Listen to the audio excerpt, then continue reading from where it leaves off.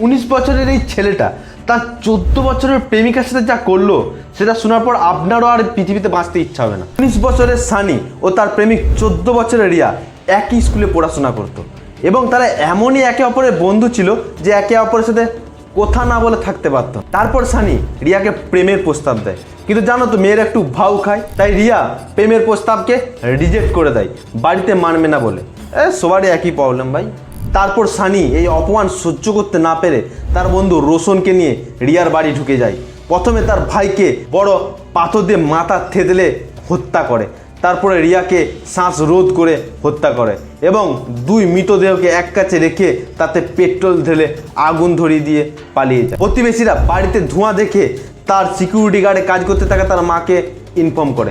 তার মা এসে ঘর খুলে সেই মৃতদেহকে দেখে পুলিশকে খবর দেয়। পুলিশ আসে এবং মৃতদেহগুলিকে উদ্ধার করে এবং সানি ও তার বন্ধুকে গ্রেপ্তার করে।